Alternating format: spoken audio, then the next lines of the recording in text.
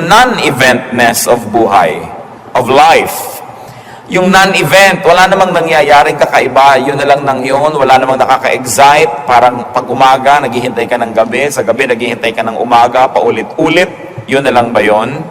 Same non-excitement, same boredom, and sometimes same meaninglessness. It can happen in our life. Probably our sorrow, our lack of energy can come from same thoughts, same fears, same doubts. Yung kinakatakutan natin 10 years ago, yung pa rin ngayon. Yung mga pinagdududahan natin noon, yun pa rin. At yung mga pinag-iisip natin noon, paraan ng pag-iisip, takbo ng ating isip, yun at yun pa rin. Therefore, there are the same patterns, same routine, and same mechanical existence that make life tedious. Nakakapagod ang paulit-ulit na wala namang bagong nangyayari. So, we must never forget that while life can be made tiring by sameness, the same life can be made exciting and stimulating by change. Kung sobra tayong napapagod sa buhay, mag-isip tayo, meron akong kailangang palitan. Sapagkat may himalang nangyayari pag merong napapalitan. If you don't like the sum total of what you are doing, change the equation. Kailangan palitin yung mga inilalagay na elemento. Ayaw nyo pa ng lasa ng inyong sinigang, palitan nyo ang sangkap, palitan nyo ang timpla, palitan ang proportion. Hindi pala maganda ang bunga ng nangyayari sa ating buhay, palitan ng ating mga itinatanim, ang ating mga pag-uugali. Matthew 18:3, the Lord said, I tell you the truth, unless you change, you will never enter the kingdom of heaven. So here is a major idea coming from Jesus, clarifying the importance of change. A change of heart, a change of mind, a change of disposition, a change of the way people think. So, you want to get out of a tiring life and you want to continue to be vibrant and alive and excited, have variety. It is important to introduce variety in our lives. Newness, for instance, because God is not God of sameness. Pati ang kanyang mga kabutihan ay iniiba-iba niya. Lamentations 3:22 and 23, the Lord's compassions are new every morning. The Lord doesn't just recycle His old compassions. May bagong mukha, may bagong korte, may bagong kulay, may bagong hugis, may bagong tunog ang kanyang mga kabutihan sa atin. At araw-araw may bago. Sa ating pong buhay ba, may bago. If we have become creatures of habit, gagising kayo ng ganong oras, iinom kayo ng ganitong kape, maliligo kayo ng ganong kahaba, gagamit kayo ng ganitong sabon, at isusot nyo yung ganitong damit, at gagawin nyo yung ganitong bagay, araw-araw, linggo-linggo, buwan-buwan, hindi po katakataka kung mapagod tayo sa buhay, kahit wala namang dapat ikapagod. But God is God of variety. In fact, creation was replete with connotations of variety. Nung nilikha ng Diyos ang mundo, ang unang-unang bumulaga sa atin na isa sa mga katangian ng Diyos ay gusto niya maraming pagkakaiba-iba. Tao lang nga una nilikha taong ganon, pagkatapos mamaya pinatulog ulit, ginawang babae at lalaki para magkaroon ng pagkakaiba. Yun agad ang unang ginawa ng Panginoon sa kanyang creation, ang niyang ginawa na revision, nagkaroon ng change yung personality ng tao. Nagkaroon ng babae at lalaki. Genesis 1:11, let the land produce vegetation according to their various kinds. So hindi lang isang uri ng halaman, ang daming uri ng halaman. At sa magkakamag-anak na halaman, ang dami pang iba't ibang uri. Kaya kahit okra, hindi magkakamuka. Iba-iba pa ang pagka-okra, iba't iba pa ang pagka-bougainvillea, iba't iba pa ang pagkamangga. May manggang piko, may manggang kalabaw, may manggang Cambodian, mayroong kung ano-ano. Kasi ang gusto ng Diyos, iba-iba. Genesis 1:21, God created the great creatures of the sea and every living and moving thing with which the water teems, according to their kinds, and every winged bird according to its kind. So meron pang mga nilalang na nasa tubig, nasa lupa, nasa himpapawid, at meron pwedeng nasa himpapawid at lupa, nasa tubig at lupa. Maraming mga variety. Genesis 1:25, God made the wild animals according to their kinds, the livestock according to their kinds, and all the creatures that move along the ground according to their kinds.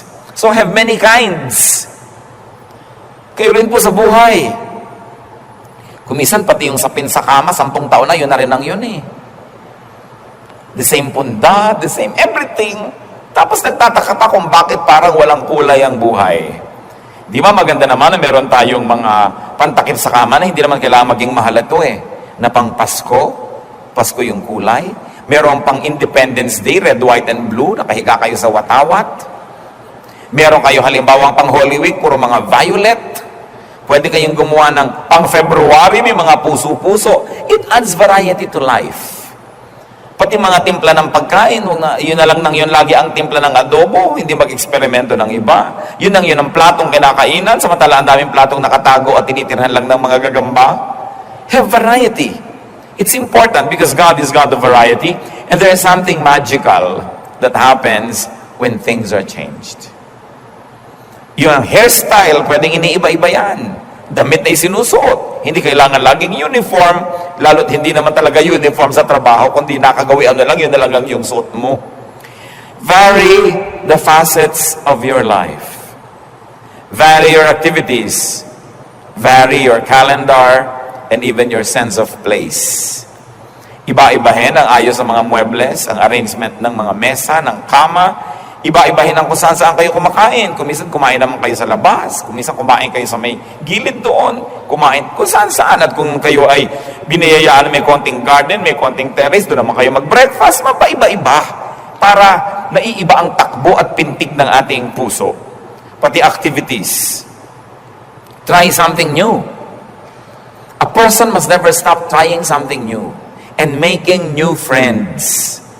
Lalong-lalot kung tayo nagkakaedad na, ang balita na lang na natatanggap natin tungkol sa ating mga classmate ng elementary, mga kaibigan natin sa ating hometown, na isa-isa na silang nangamamatay, di ba? So ano, puro na lang lungkot yung may darating na news, may nalagas na naman, may namatay. Make new friends. Because as your old friends continue to graduate ahead of you, it's nice to make new friends. May panahon para sa bawat bagay. Maiksi ang buhay, subalit ito'y sapat na para maraming gawin ng tao sa loob ng isang panahon ng pagkabuhay. Ecclesiastes 3:1, there is a time for everything and a season for every activity under heaven. So may panahon para sa bawat gawain, sapat ang panahon. So that's important. So make life exciting by changing some things, by variety. Make life exciting by renewal. Ba't may nire-renew? Binabago. Sabi nga po sa 2 Corinthians 3:18, we are being transformed with ever-increasing glory. So even our spirituality is being transformed every time. It's never the same. It's never the same. Because you are never in the same place ever again. Kahit sinabi mong, ay, December 25, Pasko na naman, it is never the same. Kasi ang mundo po umiikot sa araw.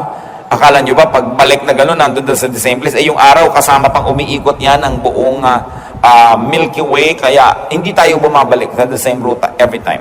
It's really never the same. So bakit kailangan maging magkakamukha ang lahat? Kaya rin kuminsan sa spirituality, yung mga iba nawawala na ng gana, ito na lang ba? Kasi wala namang bagong-bago. Wala namang bagong verse na memorya at pag-aaralan. Wala namang bagong doktrinang naririnig. At wala namang pagbabago ang attitude niya tungkol sa mga doktrina. Alam niyo po, yung mga paniniwala natin sa Panginoon, yung degree ng pagkaunawa natin sa Biblia, yung lalim, taas ng ating pagkaintindi dyan, paiba-iba yan. Hindi pwede na 5-10 years ago, yung stand nyo, ganun pa rin ngayon. Ibig sabihin, wala man lang na bago. Either you were already perfect 10 years ago, that's why you need not have to change up to now, or you really never even attempted to grow deeper. Hindi natin kayang ubusin ang Diyos. Hindi natin kayang ubusin ang kanyang karunungan, ang kanyang mga katuruan, kaya dapat lagi tayong may bagong pinag-aaralan, at huwag tayong matakot kuminsan na magpalit ng pananaw. Kasi nung una, childish pa lang tayo sa pananalig, bata pa lang tayo, ang alam lang natin kung anong sinasabi ng pastor, kung anong sinasabi ng teacher, kung anong sinasabi ng libro. But there comes a time when you must have a one-on-one with God and you begin to understand Him in a very personal way. That's why I encourage people to develop personal spirituality so that sky's the limit with the way how God would deal with you. Hindi kayo limited ng pulpit, hindi kayo limited ng theology, ng isang local church o ng isang Bible school, sapagkat ang lahat ng tao dapat may connection yan sa Diyos. At sino ang nakababatid ko anong pwedeng ipaalam sa atin ng Diyos na hindi pa niya ipinaalam sa iba? Napakaraming facets ang ating spirituality. That's why it need not be boring. Pero kung tuwing Pasko, kantata, tuwing Holy Week, 7 last words, siyempre, tuwing summer, may camp, tuwing ganito, may ganon, the same boring routine, even our spirituality and our religious life will become tiring. Kaya dapat paiba-iba yan, hindi pare-pareho lagi. Pag tinamad na tayo at nahirati na tayo sa mga nakaugalian lamang, nag-uumpisa na tayong kalawangin, at nawawala na ng sigla ang lahat ng aspeto ng ating buhay. So, renew your mind. And very especially, because we're talking about life being tiring.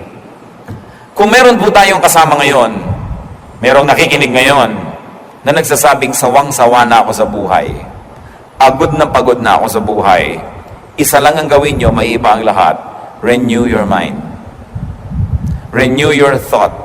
Renew your values and aspirations. Renew your position, your alignments, and things will change. Halimbawa, sawang-sawa na kayo sa ugali ng inyong asawa. Baguhin nyo naman ang pag-iisip nyo. Sabihin nyo, hindi siya magbago, babaguhin ko ang attitude ko sa kanya.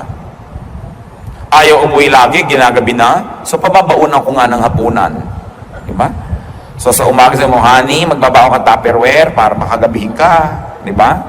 Flashlight ito, para hindi kagabi. Ba't nyo ibahin ang attitude nyo, lalo sa mga bagay na hindi naman talaga magbago-bago, kaya kayo magpatiwati-warik, magpasirko-sirko, ayaw magbago. Hindi kayo ang magbago ng pananaw. Pagka hindi siya ang nanibago, at siya ngayon nagpasirko-sirko sa pagkalito. Yung mga taong ayaw magbago sa ating buhay, anong gagawin ninyo? Magmumukmo kayo habang buhay? Baguhin nyo ang inyong attitude. If they won't change, well, you have the power not to change them, but to change your attitude. Then everything will change. Everything. Kung minsan kasi pinagpipilitan nating baguhin ang lahat sa ating paligid, kaya hirap na hirap tayo. Samantalang hindi naman nagbabago kahit anong gawin natin, hindi mas madaling baguhin ang ating isip.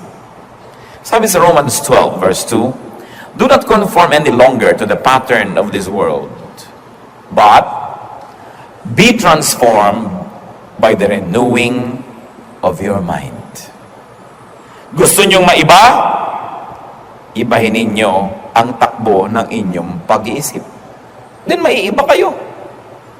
Kung dati na lang kayo laging nervyoso, di ba? Ibahin ninyo ang attitude nyo sa inyong kinakanervyosan. Pag nag-iisa na kayo, nervyosin kayo, ngayon sabi, wow, salamat, nag-iisa ko, walang abala, I can pray, I can sing, I can dance to the Lord. No? Pagka nag-aalala kayo, wala kayong kapera-pera, sabi mo, wow, walang mananakaw sa akin. Di ba? Sarap-sarap ng tulog ko. Wala man lang akong alahas, makakapaglakad ako kahit saan ang walang alalahanin. Baguhin nyo lang yung pananaw, maraming maiiba. At hindi lang yan pagkondisyon sa sarili para utuin natin ang sarili natin para tayo sumaya. Kasi sinabi na nga be changed by the renewing of your mind. If you're not happy with the reality around you, make your own realities. Because everything is in the mind. Napakahalaga po na iisip natin ng ganitong mga bagay sapagkat ang buhay, marami tayong hindi naiiba. Kahit mo sikapin ibahin. So ba't mo naman iibahin? Di wag na lang. Ibahin mo na lang ang iyong pananaw. And transformation begins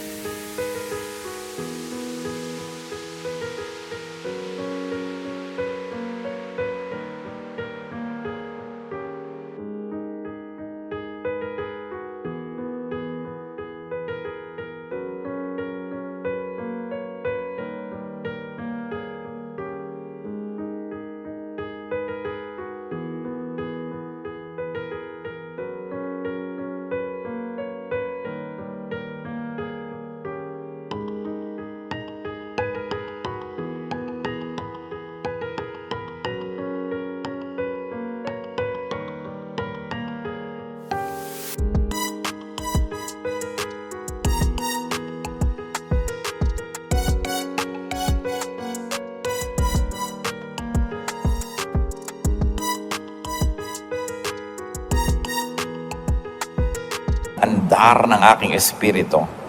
And of course, this can happen through spiritual exercise. If you are not happy with your spirituality, if you are not happy with your spiritual strength, with your spiritual life, what do? Change your spiritual exercises. Then definitely the product will be changed. So change the pattern of your prayer, change the timing, change the place, change the way you study the Bible, change your schedules, change probably even the way you receive the Bible and its teachings, then definitely there will be a spiritual change in you. And it's important that there is that change. Renew your interaction with God, and you will definitely renew your actions. Ibahin lang po natin ang ating pakikipagmabutihan sa Diyos, ang pakikisalamuha at pakikitungo natin sa Kanya, siguradong maiiba ang maraming bagay sa ating buhay. At kung talagang napapagod na tayo sa buhay, renew your strength. Sa Isaiah 40 verse 31, but those who hope in the Lord will renew their strength. They will soar on wings like eagles. They will run and not grow weary. They will walk and not faint. Lahat ng parang imposible nangyayari. Sabing ganon. Umasa ka sa Diyos at bibigyan ka niya ng bagong lakas. Sabi niya, lilipad ka ng mataas sa mataas tulad ng mga agila. Wala pang ibon na nakalilipad sing taas ng agila. At yun daw ang liliparin ng taong umaasa sa Diyos at binibigyan ng Diyos ng panibagong lakas. Tatakbo ka at hindi ka mapapagod at maglalakad ka ng walang tigil ng kalalakad at hindi ka manlulupaypay. Ibig sabihin, supernatural strength can be given by God to those who depend on Him for renewal. So kung nanghihina na tayo, humingi tayo sa Lord ng kalakasan muli. Pero hindi lang hingi ng hingi, ilagay ninyo ang inyong posisyon kung saan kayo dadaanan ng kanyang pagpapala. Halimbawa, umuulan, gusto niyong mabasa, pumunta kayo doon sa labas para kayo maulanan, tanggalin niyo ang payong at kapote para kayo maulanan.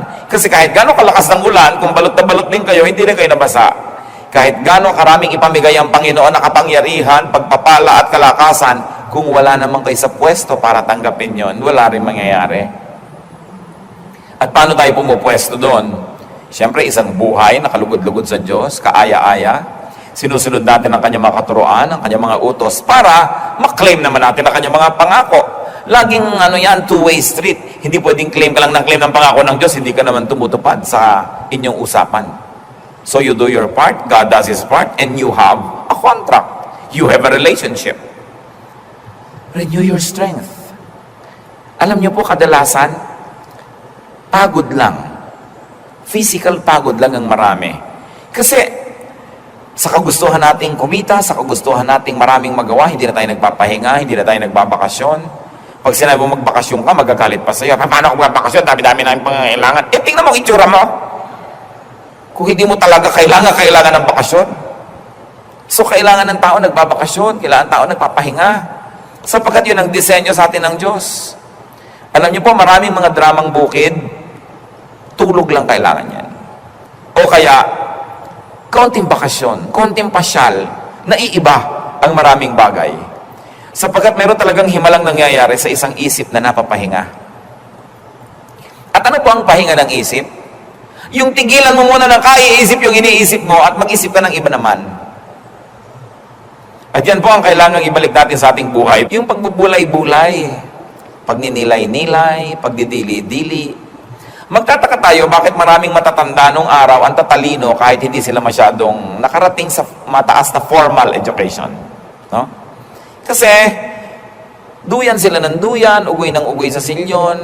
Merong may effect sa tao. Yung uugay-ugoy ka, nare-relax kang gano'n. Kahit sa mga sa psychiatry, yung inuugoy-ugoy kang gano'n para medyo makawala yung iniisip mo at lumuwag-luwag ang iyong isip. Wala na sa mga bahay natin yung mga duyan-duyan at silyon-silyon. Wala na kasi tayong panahon na mag-isip. You know, the art of doing nothing is important. Kasi lagi nilang paggising bukas na ang TV, lalo yung may remote, ang daling buksan, ang daling maglipat, nagluluto, may nadidinig na radyo, may nakasalpak na tugtog dito. So hindi na napag-iisa yung ating isip. We must be silent enough every now and then so that we can hear our mind think. And so that we can hear the voice of God. Or we can just be silent and empty enough to receive refreshment, to receive inspiration, and to receive a touch from God. So ibalik po natin yon. Hindi naman lahat ng tao ay may pribilehyo na maging maluwag ang bahay, magkaroon pa ng mga duyan-duyan, pero it's all in the mind. Kahit sa isang maliit na lugar, pwede kayong manahimik. Indulge in something you enjoy. Lagi na lang din tayo nagmamadaling maligo. Sa dami kasi nang nakapila doon sa banyo kumisan. Pero kung nag-enjoy kayong maligo ng matagal, mga alauna ng umaga, tulog na lahat ng tao, maligo kayo ng matagal. Diba? Indulge in something you like, which is not really bad. Para yung lumalakas ang ating espiritu. Renew your strength. Renew your strength, and if you do that, you will definitely renew your activities and your capabilities.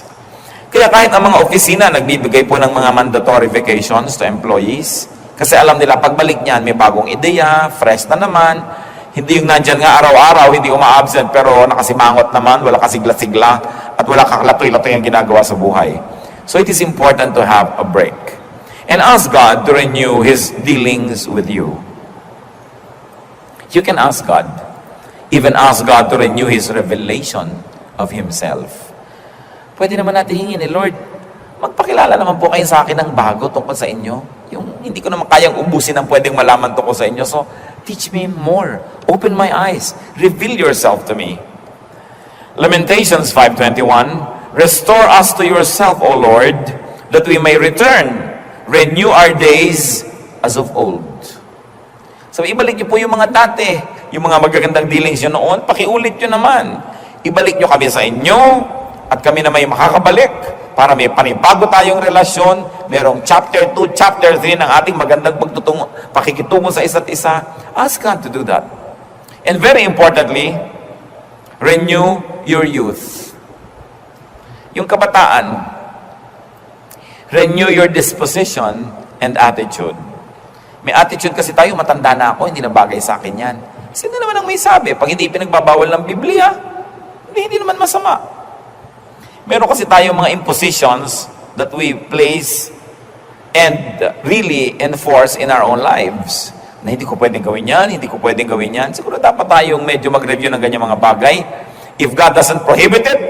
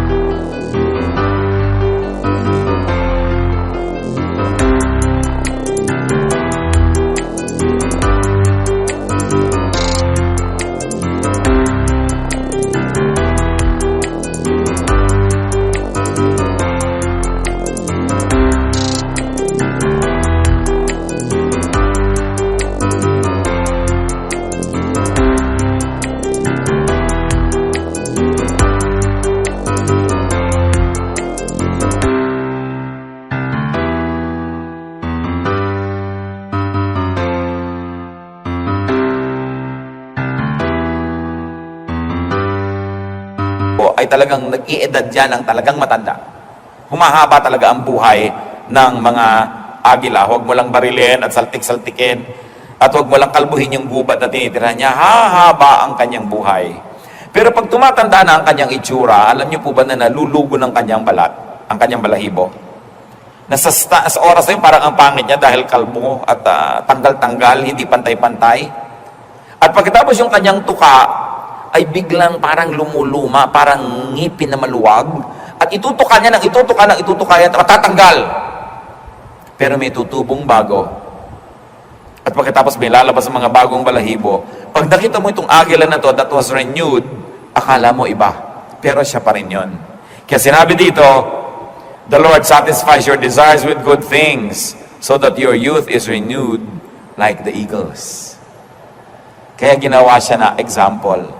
Na pwedeng-pwede, na kahit may edad na tayo, magkaroon pa rin tayo ng anyo, ng lakas, sigla, pananabik sa buhay na parang para lang sa mga bata. Hindi yung pagka tayo po ay nagkaedad na parang inaantay mo na lang tawagin ka ng lupa. Kailangan meron tayong mga proyekto, meron tayong mga excitement, meron pa tayong mga inaasahang mangyayari para ang buhay patuloy na maging kasiyasiya. All in all, it's really just about changing the way we think. When life becomes tiring, you need a change of scenery. You need a change of pace. Kung mabilis, magbagal. Kung mabagal, bilisan. You need a change of focus and point of view. It's all a matter of point of view.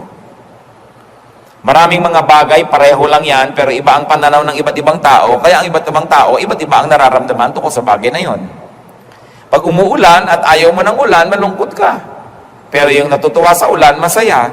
So bakit hindi mo turuan ang sarili mo na bawasan ang ayaw mo sa buhay para nababawasan ang iyong mga kalungkutan? Ayaw mo pala sa ulan, turuan mo ang sarili mo na mahalin ang ulan at magustuhan yan talaga. Para tuwing umuulan, hindi ka kailangang malungkot kasi whether you're happy or sad, it will rain. That will not change, but you can change your attitude. Alam niyo po yung mga taong maraming ayaw, maraming hindi pwede, maraming kasalanan, mahirap sumaya. Ayaw pang mahiga kung ganito.